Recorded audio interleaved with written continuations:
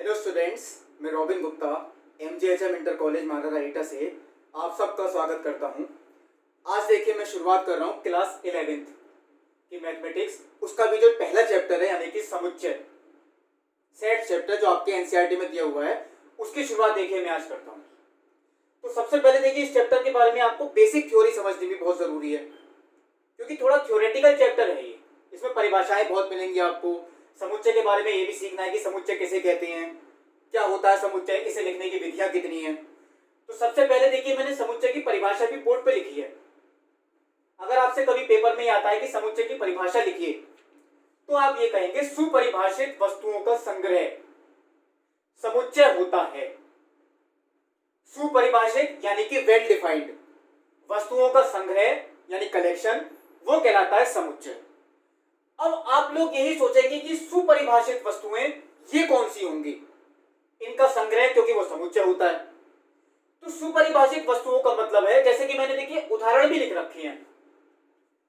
मैं देखिए पहला उदाहरण लिखता हूं, कक्षा 11 के सभी छात्रों का समुच्चय, यानी सभी छात्रों का जो संग्रह है वो समुच्चय कहलाएगा। लेकिन अगर मैं यहां पे ये बात कहूं कक्षा 11 के सभी अच्छे छात्रों का समुच्चय, वो समुच्चय नहीं कहलाएगा, क्योंकि वो सुपरिभाषित नहीं है। क्योंकि जरूरी नहीं देखिए किसी की नजर में कोई छात्र अच्छा होता है, किसी की नजर में कोई दूसरा छात्र अच्छा होता है। यानी अगर कोई विशेषण शब्द लग जाए जो आप पढ़ चुके हैं एडजेक्टिव, तो वही संग्रह समुच्चय नहीं होगा।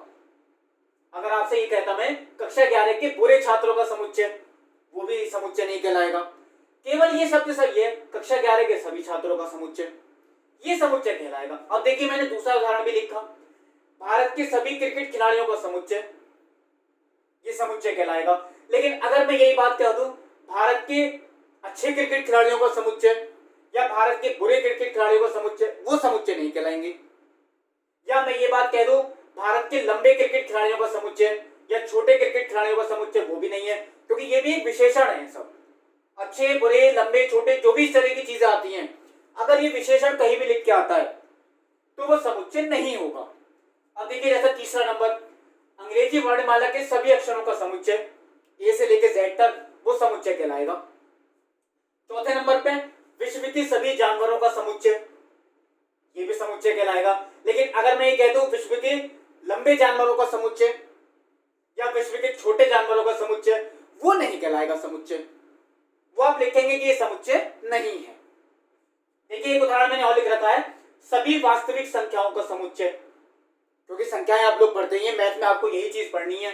संख्याएं कौन सी, पूर्णांक, प्राकृतिक संख्याएं, इनका समुच्चय वो समुच्चय होता है, यानी संग्रह। तो ये देखिए मैंने आपको बताया सुपरिभाषित, यानी जिनकी परिभाषा बिल्कुल ठीक हो, आप उसे सही तरीके से परिभाषित कर सकें, ऐसी वस्तुओं का संग्रह वो होता है समुच्चय। अब देखिए समुच्चय के बारे में आगे बताने से पहले मैं आपको कुछ ये चीज भी बताता हूं, कई लोग इसमें कंफ्यूज होते हैं। ये आपने वैसे छोटी क्लासेस में पढ़ा होगा कि प्राकृतिक संख्याएं कौन सी होती हैं, पूर्णांक कौन से होते हैं, परिमेय संख्याएं कौन सी होती हैं, वास्तविक संख्याएं कौन सी होती हैं। तो देखिए मैं आपको बताता हूं, प्राकृतिक संख्याएं यानी नेचुरल नंबर्स, उन्हें हम हमेशा उनके समुच्चय का जो नाम है वो कैपिटल एन से दिखाएंगे। यानी कहीं भी अगर कैपिटल एन लिख के आता है तो इसका मतलब यह है कि प्राकृतिक संख्याएं हैं। और प्राकृतिक संख्याएं कहां से स्टार्ट होती है, 1 से, 1 2 3 4, और ये कहां तक होती हैं, अनंत तक। तो ये तो होती है देखिए प्राकृतिक संख्याएं। अब दूसरे नंबर पर पूर्णांक। पूर्णांक देखिए इंटीजर्स होते हैं, तो उसे हम आई से भी दिखा सकते हैं। मैं ब्रैकेट में लिख देता हूं, देखिए या तो ये आई से लिख के आएगा यानी इंटीजर्स, या ये लिख के आएगा जेड से। मोस्टली ऐसा हो सकता है बुक में कि जेड से ही लिखते थे, इसलिए मैंने यहां पहले आई लिखा नहीं था। तो आई भी लिख के आता है, इसका मतलब पूर्णांक है, और जेड लिख के आता है, इसका मतलब भी क्या है कि पूर्णांक है। अब ये पूर्णांक कौन से होते हैं, पूर्णांक में देखिए ये केवल धन पूर्णांक है। जो धन पूर्णांक होते हैं वो होती है प्राकृतिक संख्याएं। लेकिन जिसमें ऋण पूर्णांक भी हो, धन पूर्णांक भी हो, जीरो भी हो, माइनस अनंत से स्टार्ट है, यानी माइनस के जितने पूर्णांक होंगे सारे, जीरो भी आएगा, और प्लस के जितने पूर्णांक होंगे अनंत तक, वो भी सारे। तो ये सारी संख्याएं जितनी भी लिखी है मैंने, ये सब कहलाती है पूर्णांक। तो ये देखिए मैंने पूर्णांक भी बता दिया। अब आता है तीसरे नंबर पे परिमेय संख्याएं, इनका समुच्चय कौन सा होता है, परिमित संख्याओं का मतलब है कोशेंट नंबर्स, जो कि Q से स्टार्ट होता है। इसलिए यहाँ पे देखिए उनका पहला लेटर ही लिया गया है, परिमित संख्याएं यानी कोशेंट नंबर्स, तो ये Q। कोशेंट नंबर्स यानी जो अंश बटे हर के रूप में हम लिख सकते हैं। तो कोशेंट नंबर्स के लिए जो मैंने यहाँ पे इस तरह से लिख के भी दिखाया, देखिए अंश बटे हर के रूप में जो संख्याएं होती हैं ये भी अनंत होती हैं, यानी जिन्हें आप P बटे Q के रूप में लिख सकते हैं, जहां P भी एक पूर्णांक है और Q भी एक पूर्णांक है। लेकिन ये Q जीरो नहीं होना चाहिए, क्योंकि मैंने इसलिए कहा देखिए Q is not equal to zero. अगर Q जीरो हो जाएगा तो ये अनंत आएगा, अनंत कोई संख्या नहीं होती है। इसलिए मैंने ये बात लिखी, जो संख्याएं P बटे Q के रूप में लिखी जा सकती हैं वो कहलाती है परिमेय संख्याएं। इसका मतलब परिमेय संख्याओं में जैसे 2/3, 3/5 ये भी आएंगी परिमेय में, क्योंकि इसे हम क्या लिख सकते हैं 3/1। ये भी सब परिमेय हैं, ये भी सारी परिमेय हैं, क्योंकि माइनस के 2/1 माइनस के 2, और परिमेय में सारी परिमेय आनी ही है। अब आता है चौथे नंबर पे वास्तविक संख्याएं कौन सी होती हैं, यानी कि रियल नंबर्स। उन्हें हम देखिए R से दिखाएंगे। रियल नंबर में हर तरीके की संख्या होगी, चाहे वो बटे वाली हो, चाहे पूर्णांक हो, चाहे पॉइंट वाली हो, चाहे वर्गमूल वाली हो, जैसे वर्गमूल 3। हर प्रकार की संख्या वो होती है वास्तविक संख्या। और वास्तविक संख्याएं माइनस के अनंत से शुरू होकर कहां तक होती हैं, प्लस के अनंत तक। ये हम ऐसे ही लिख के दिखाएंगे। इसका मतलब है माइनस के अनंत से प्लस के अनंत तक जितनी संख्याएं होंगी, चाहे वो पॉइंट वाली हो चाहे पूर्णांक हैं, वो सब इसमें है। तो इसके लिए आप ब्रैकेट भी इसी तरीके से दिखाएंगे, स्मॉल ब्रैकेट। ये बात ध्यान रखें, इसका मतलब है ये सारी वास्तविक संख्याएं हैं, पॉइंट वाली भी इसमें इंक्लूड है। लेकिन इनके लिए देखिए ये मैंने मंझली ब्रैकेट दिखा रखी है, यानी कर्ली ब्रैकेट। ये इसलिए दिखाई गई है क्योंकि इनका मतलब है सिर्फ 1 है फिर 2 है, 1 और 2 के बीच की जो है वो इसमें कोई नहीं होगी। इसलिए ऐसी संख्याओं के बीच जब हम ऐसे कॉमा लिखते हुए दिखाते हैं, वो हमेशा देखिए कर्ली ब्रैकेट यानी कि मंझला कोष्ठक लगेगा। वो किस किस में होगा, प्राकृतिक संख्याओं में, पूर्णांकों में भी होगा। और ये बात ध्यान रखें, इसमें ऐसा वैसा नहीं होगा, ये मैंने आपको परिभाषा लिख के दिखाई है केवल। परिमेय संख्याओं का वैसे आपको यानी क्वेश्चन नंबर्स के क्वेश्चंस भी बहुत कम होंगे। आपके मोस्टली क्वेश्चंस जो होंगे या तो प्राकृतिक संख्याएं, पूर्णांक, या किसके होंगे, वास्तविक संख्याओं के। तो हमेशा ध्यान रखें, पूर्णांक का सवाल या प्राकृतिक संख्याओं का सवाल अगर कोई भी है तो आपको ब्रैकेट ऐसे बनानी है, और अगर वास्तविक संख्याओं का सवाल है तो ब्रैकेट आपको ऐसे बनानी है। ब्रैकेट और भी होती हैं, जब आपको प्रश्नावली कराऊंगा तब बताऊंगा। वास्तविक संख्या के लिए केवल यही ब्रैकेट नहीं होती, वो मैं आपको बताऊंगा उसका मतलब क्या है, कौन सी और ब्रैकेट है। अब देखिए मैंने परिभाषाएं भी लिख रखी है, जैसे नंबर 3 पे परिमित समुच्चय, यानी किसी समुच्चय में अगर हम अवयवों की संख्या गिन सकें, यानी कितनी है उसकी, सीमित है अगर वो, यानी अगर हम उसको गिन सकें, जिनकी संख्या निश्चित होती है, ऐसा समुच्चय कहलाता है परिमित समुच्चय। जैसे कि देखिए मैं आपको उदाहरण ऊपर लिखे हुए हैं, भारत की सभी क्रिकेट खिलाड़ियों का समुच्चय, ये सीमित है, इनकी संख्या निश्चित है, ये अनंत नहीं होगी कभी, इनको हम गिन सकते हैं, ये आपका परिमित समुच्चय है। कक्षा 11 के सभी छात्रों का समुच्चय, ये भी गिने जा सकते हैं, ये भी परिमित समुच्चय है। अंग्रेजी वर्णमाला के सभी अक्षरों का समुच्चय, ये भी परिमित है, क्योंकि इन्हें हम गिन सकते हैं। विश्व के सभी जानवरों का समुच्चय, ये भी परिमित है, ये गिने जा सकती हैं। विश्व के मनुष्यों का समुच्चय, वो भी देखिए गिने जा सकती हैं। और सभी वास्तविक संख्याओं का समुच्चय, इनकी कोई सीमा नहीं है, क्योंकि ये अनंत होती हैं।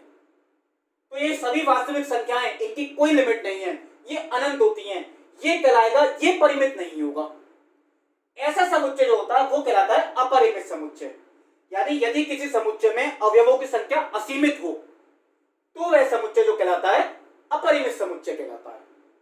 देखिए ध्यान रखें, परिमित वो होता है जिनकी संख्या सीमित होती है, लेकिन अपरिमित वो होता है जिनकी संख्या असीमित। जैसे कि देखिए प्राकृतिक संख्याएं, अनंत का चिन्ह यानी इनकी कोई लिमिट नहीं है, ये भी अपरिमित है। पूर्णांक, इनकी कोई लिमिट नहीं है, ये भी अपरिमित है। लेकिन अगर मैं आपसे ये कह दूं कि 100 से छोटे पूर्णांक नहीं, 100 से छोटी प्राकृतिक संख्याएं, तो आप 1 से लेकर 99 तक लिखेंगे, वो परिमित हो गई, क्योंकि उनकी संख्या निश्चित हो गई। लेकिन अगर आपसे केवल ये कहें कि प्राकृतिक संख्याएं, उनकी संख्या अनिश्चित है, तो ये जो कहलाएगी, ये कहलाती है प्राकृतिक यानी अपरिमित समुच्चय। तो देखिए मैंने अभी जो बताया, ये आपको परिमित समुच्चय की परिभाषा बताई, अपरिमित समुच्चय, और एक ये भी आपको बताया कि समुच्चय क्या होता है। अब देखिए मैं आपको बताता हूं। देखिए देखिए समुच्चय को कितने प्रकार से निरूपित किया जा सकता है, ये चीज अब आपको सीखनी है। तो मैंने देखिए नंबर 5 पे जो टॉपिक लिखा समुच्चय निरूपण की विधियां, तो किसी समुच्चय को दो प्रकार से निरूपित किया जा सकता है। पहली विधि जो है वो है समुच्चय निर्माण विधि, यानी सेट बिल्डर मेथड। इस विधि में समुच्चय को निरूपित करने के लिए एक परिभाषा या नियम का प्रयोग किया जाता है जिससे सभी अवयव संबंधित होते हैं। मैं आपको बताऊंगा, देखिए अभी आपको शायद ऐसा लगेगा कि एक परिभाषा के रूप में मैंने लिख दिया है, इसमें जो समुच्चय को निरूपित करेंगे वो एक परिभाषा या नियम लिख के करेंगे और समुच्चय के जितने भी अवयव हैं वो उसी नियम से संबंधित होंगे।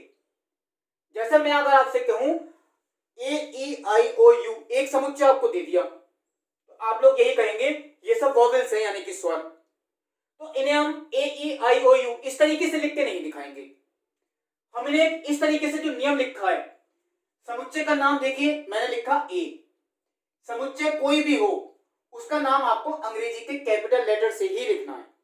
अब ए बी सी डी कुछ भी हो सकता है, आपको बुक में बहुत सारे लिखेंगे। मैंने समुच्चय का नाम ए लिया, ए इज इक्वल टू, एक आप कर्ली ब्रैकेट लगाएं यानी कि मछली कोष्ठक, एक्स यानी एक ऐसे अवयव एक्स का समुच्चय है, इसे हम ऐसे ही पढ़ते हैं, ए ऐसे अवयवों एक्स का समुच्चय है जिनमें यानी इस प्रकार, ये जो चिन्ह लगा हुआ है इसका मतलब है इस प्रकार कि एक्स एक अंग्रेजी वर्णमाला का स्वर है। ये जो पढ़ने का मेथड है, देखिए दोबारा पढ़ता हूं एक बार, समुच्चय ए ऐसे अवयवों एक्स का एक समुच्चय है जबकि यानी इस प्रकार, इसका मतलब यही है एक्स एक अंग्रेजी वर्णमाला का स्वर है, यानी समुच्चय में ऐसे अवयव होंगे एक्स जहां एक्स का जो मान है वो अंग्रेजी वर्णमाला का एक स्वर है, ए ई आई ओ यू।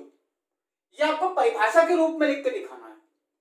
या मैं आपसे कह दूं, मान लीजिए ए 1 से लेके 10 तक की संख्याएं हैं, 1 2 3 4 5 6 7 8 9 10, तो मैं उसे ऐसे लिख के दिखाता, ए ऐसे अवयवों एक्स का समुच्चय है इस प्रकार कि एक्स एक प्राकृतिक संख्या है तथा एक्स छोटी है 11 से। जब क्वेश्चन आएंगे तब देखिए समझ भी जाएंगे, ये समुच्चय निर्माण की जो विधि है वो आपको एक नियम से ही लिख के दिखानी, यानी कि एक परिभाषा के रूप में। दूसरी आती है रोस्टर विधि, इसमें आपको इतनी प्रॉब्लम नहीं पड़ेगी। इसमें समुच्चय के सारे अवयवों को एक कोष्ठक में अल्पविराम का चिन्ह लगाते हुए व्यक्त किया जाता है। यानी यही देखिए जो मैंने परिभाषा लिखी थी, अब मैं इसके लिखूं कि इसमें कौन कौन से ऐसे लेटर्स होंगे, तो वो 5 होंगे, उन्हें हम अलग अलग लिखते हुए दिखा देंगे। तो ये जब हम अलग अलग लिखते हुए दिखा दें वो कहलाता है रोस्टर विधि। या देखिए मैंने एक एग्जांपल जो अपनी तरफ से दिया था, 1 से लेकर 10 तक की संख्याएं, तो 1 2 3 4 5 6 7 8 9 10, वो अगर हम एक लिखते हुए दिखा दें ब्रैकेट में, तो वो विधि कहलाती है रोस्टर विधि। ये थोड़ी सिंपल होती है, देखिए इसमें थोड़ा सोचना पड़ता है। तो समुच्चय निर्माण की देखिए यानी समुच्चय के निरूपण की वो 2 ही विधियां हैं, इनके अलावा कोई विधि नहीं होती। अब देखिए नंबर 6 टॉपिक जो लिखा मैंने, रिक्त समुच्चय। जैसे नंबर 3 और 4 पे देखिए मैंने लिखा था परिमित और अपरिमित, तो अब देखिए मैं बता रहा हूं रिक्त समुच्चय कौन सा होता है। ऐसा समुच्चय जिसमें एक भी अवयव उपस्थित ना हो वो कहलाएगा रिक्त समुच्चय।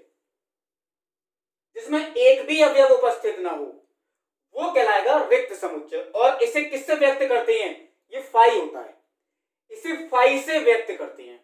अब देखिए या तो इसे फाई से व्यक्त करेंगे, ज्यादातर फाई ही लिख के आएगा, या एक काम कर सकते हैं, जो रिक्त समुच्चय है आप एक खाली ब्रैकेट बना दें, इसके अंदर कुछ नहीं लिख के दिखाएं, इसका मतलब है खाली समुच्चय यानी कि रिक्त समुच्चय।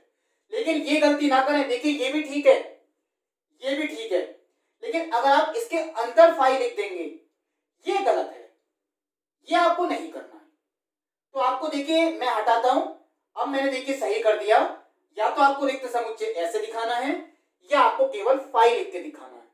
तो ऐसा समुच्चय जिसमें एक भी अवयव उपस्थित ना हो वो कहलाता है रिक्त समुच्चय। जैसे कि मैं आपसे कहता हूं, मान लीजिए मैं एक उदाहरण आपको पूछता हूं, ये लिखता हूं, ऐसी संख्या जिसका वर्ग -4 हो, यानी एक्स स्क्वायर, एक्स यहाँ पे एक ऐसी वास्तविक संख्या है जिसका वर्ग करें तो वो -4 आए। तो आप लोग जानते हैं किसी भी संख्या का वर्ग हमेशा कैसा होता है, प्लस का, वो माइनस का हो ही नहीं सकता, यानी यहाँ पे एक्स का कोई मान ही संभव नहीं है। और जब x का कोई भी मान संभव नहीं है तो ये रिक्त समुच्चय हो गया, क्योंकि आपका कोई उत्तर ही निकल के नहीं आ रहा। जबकि आपका आंसर ही नहीं आएगा, इसका मतलब वो रिक्त समुच्चय है। तो यही देखिए, आपको बहुत सारे क्वेश्चंस मिलेंगे रिक्त समुच्चय के भी। मैंने आपको देखिए एक उदाहरण लिख के बता दिया रिक्त समुच्चय का। अब देखिए नंबर 7 पे मैंने लिखा एकल समुच्चय। ऐसा समुच्चय जिसमें केवल एक अवयव उपस्थित हो वो कहलाता है एकल समुच्चय। यानी जिसमें आपको केवल एक उत्तर निकल के आए और उत्तर कोई निकल के ही नहीं आए। जैसे कि मैं आपसे कहता हूं, मान लीजिए एक समीकरण लिखिए x + 5 = 7। हमें एक वास्तविक संख्या निकालनी है या पूर्णांक निकालना है, चलिए कुछ भी हो सकता है। तो यहां से x का मान कितना आ रहा है, 7 - 5 यानी कि 2। आपका केवल एक उत्तर निकल के आया, तो ऐसा समुच्चय जो होगा वो कहलाएगा एकल समुच्चय। जिनमें आपको केवल एक उत्तर निकल के आए, ऐसा समुच्चय होता है एकल समुच्चय। अब देखिए नंबर 8 पे मैंने लिखा, ये बहुत इंपॉर्टेंट भी है, इसके शायद आपको काफी क्वेश्चंस मिलेंगे।